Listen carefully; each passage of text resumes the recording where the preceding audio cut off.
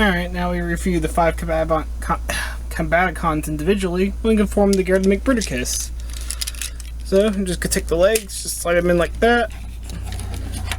Take the connector piece and just slide like that. You can see I kind of just store the weapons on the legs. Some people might not like that look, but I think it's how it looks best for getting rid of keeping all the weapons on Bruticus. Bring the camera on up. You're going to fold these fins forward, and they'll only fold forward when you don't have anything in the way of the chest. That exposes the arm connector, so you just slide in. And you slide on that side. Tab it all in. Ooh, I might have to fix my light balance. Alright, fix the lighting a little bit better. So now we have Bruticus in his robot mode. You can see he's a really big guy. I mean, he is, you know, kind of give you an idea of scale. Earthrise Thundercracker. Can barely even see him on camera. At the head, you know, Thundercracker comes up to about right here where the silver and purple stuff is at, so yeah, rather short compared to a big old guy like Bruticus. And since they do share 3 of their 5 combiner components, I do want to bring in Defensor. It's hard to get them both in on camera though, so I might have to bring the camera back a little bit so you can see both of them. You can see I kind of put Rook and Blades in the same spot that Vortex and Swindle sit, so quite the difference there, especially in color. Even especially in the torso too. That they, other than the legs, we wouldn't really immediately recognize them as being the same toy. So, and I don't have Superion, I don't have Manosaur, I don't have Computron, but I do have Abominus. So we can get Abominus in there next to his Decepticon buddy Bruticus. I think Abominus is actually a little bit taller. Although he's a lot leaner too, so Bruticus definitely brings in kind of the muscle of the Decepticon combiners. Without looking a little ridiculous like Minosaur.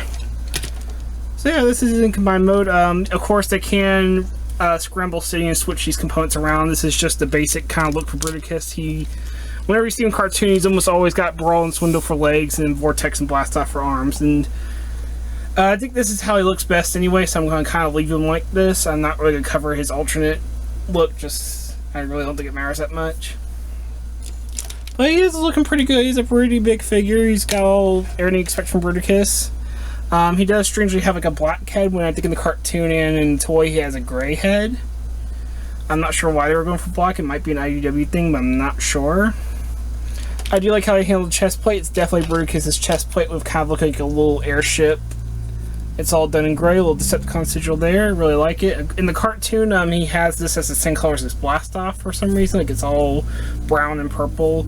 If you want that look, you can either buy a third-party kit, or there is the Takara Unite Warriors version, but good luck finding that guy. He's really expensive now. And of course, he still actually has his little cans sticking out the back, so they're not quite as big as they should be. Bruticus had big old cans kind of sticking up, but they are there to complete the look. There's all kinds of third-party kits you can buy to kind of fix that if you want.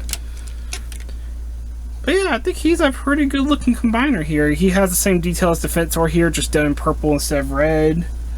Other than that, though, that's really the only detail I can really see immediately. Even how the shoulder's done, because Defensor shoulders are done more like that. And you can do that look with Bruticus too, but it does get rid of a lot of the solid. It does make him a little less solid because his arms aren't, the shoulder pieces aren't clicked in anymore.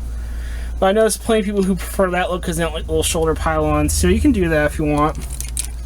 Me personally, I don't mind the official look. I actually kind of like it to kind of help him look different than the Defensor. It does make him look a little bit more stocky and powerful to me too. Maybe slightly anorexic because of how thin the waist kind of gets there, but not too bad. Still a pretty good looking figure.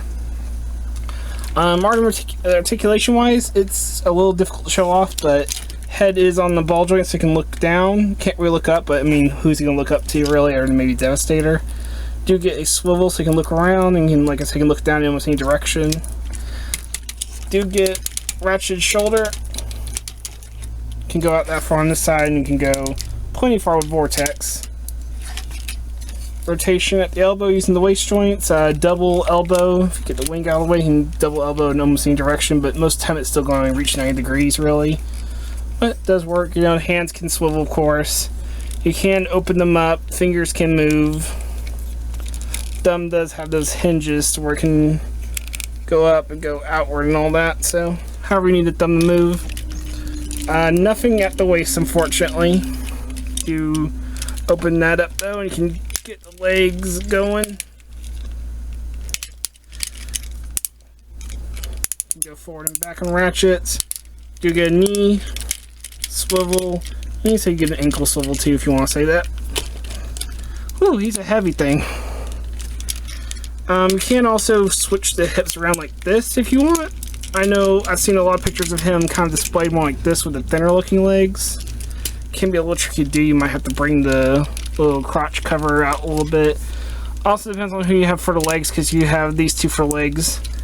They kind of bump into each other. But I've seen plenty of people kind of go with this look instead if they want, and I don't think it looks bad. Definitely gives Bruticus a less like chunky leg look, but it's hard to kind of keep him standing like this. So I'm just going to switch him back to the official combination. But I did want to show, you know, you can do all kinds of things. You can adjust the shoulders, you can adjust the legs. If you have the time to, and you want to mess around with it, there's all kinds of little ways to make him look a little bit better in your eyes. So, but yeah, he's a really neat combiner. I really like how he looks, especially the eyes. Like, just those red eyes just penetrate you, man. Oh, that sounds dirty, but they just get to you. He is also supposed to have shockwave. You know, they kind of include a Legends class with each of the combiners. You know, you had Power Glide, who went with Superion as his weapon. Defensor and Minosaur had Blackjack and Groove as a Legends class to kind of work as their armor pieces. Bruticus had Shockwave, so you could have a big old Shockwave gun. I didn't buy that Shockwave because, you know, not in scale. I'm a kind of scale junkie when it comes to that kind of stuff. At least close within scale is what I prefer. But yeah, that's Bruticus. He's a really neat combiner. I like how he is solid. I mean, nothing fell off, not even the weapons.